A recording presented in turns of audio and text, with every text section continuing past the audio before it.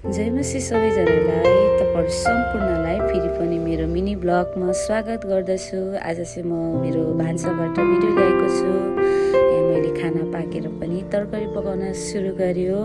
अनि हामीहरु चाहिँ पानी नपर्दाखेरि चाहिँ बाहिर चुलोमा चाहिँ खानाहरु पकाउने गर्दछौं है।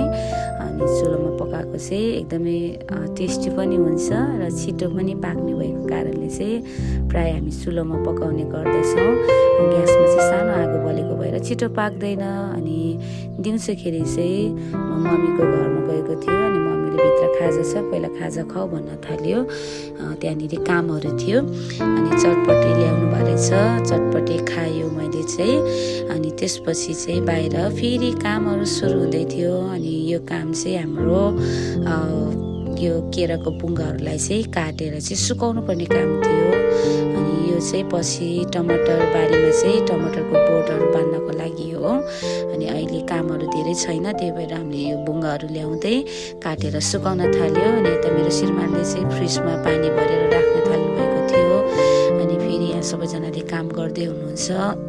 मम्मीले चाहिँ सबै काटेको सुकाउँदै हुनुहुन्थ्यो भने आमा अनि मेरो श्रीमान दिदीले चाहिँ त्यो सुत्लाहरूलाई काट्दै हुनुहुन्थ्यो। अनि त्यसपछि मैले पनि काट्न सुरु गर्यो है।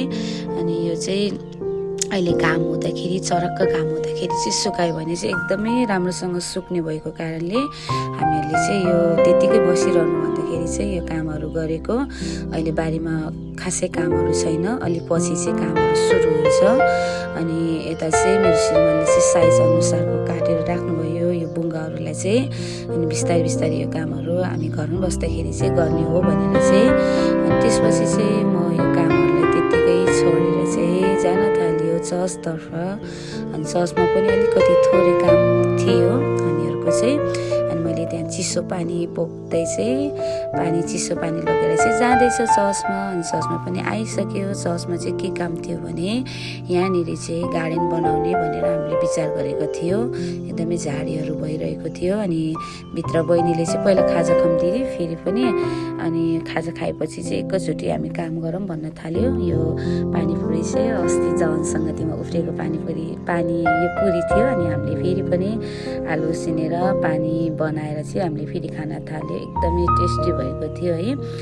पानीपुरी चाहिँ यो चिसो पानीमा चाहिँ यो पानीपुरीको पानी बनाउँदा एकदमै टेस्टी भएको थियो। अनि पानीपुरीहरु खाएपछि चाहिँ हामी फेरि काममा सुरु गर्यो। यहाँनिर चाहिँ आन्टीहरुले चाहिँ घाँस काट्न थाल्यो भने बहिनी र मेरो काम चाहिँ यो खनेर सबै झारहरु गोड्नु पर्ने थियो। अनि मैले यहाँ बीचबीचमा भिडियो पनि बनाउँदै थियो। अनि त्यहाँनिर चाहिँ हामीले पहिला पनि फूलहरु थियो अलिअलि। अनि त्यो फूलहरुलाई पनि गोडगाड गरेर चाहिँ हामीले खन्न सुरु गर्यो।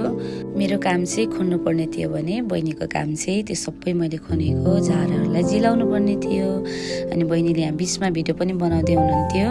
अनि सबै खनेर भ्याइसकेपछि चाहिँ हामीले गोदावरी फूललाई चाहिँ रोप्न सुरु गर्यो। हामीले कलर छुटाएर चाहिँ फूलहरु रोप्न सुरु गर्यो।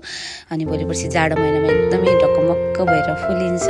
अनि यहाँनिर अनि लौरी फूलहरु पनि रोप्न सुरु गर्यो। हामीले अलिअलि बिउहरु पनि ल्याएको थियो। अनि त्यसपछि चाहिँ हामीले फूलमा पानीहरु हालेर यो कामहरु सिध्याए। अनि त्यसपछि चाहिँ अलिअलि उफ्रेको हाँगाहरुलाई पनि हामीले आफ्नो घरमा रोप्नको लागि बोकेर हिँड्न थाल्यो। यतापट्टि पनि मैले भिडियो खिचिरहेको थियो। यहाँ पनि हामी पछि चाहिँ गार्डन बनाउने हो भनेर। अनि आजलाई यति नै है। तपाईहरु सम्पूर्णलाई धेरै धन्यवाद मेरो भिडियो हेरिदिनु भएकोमा।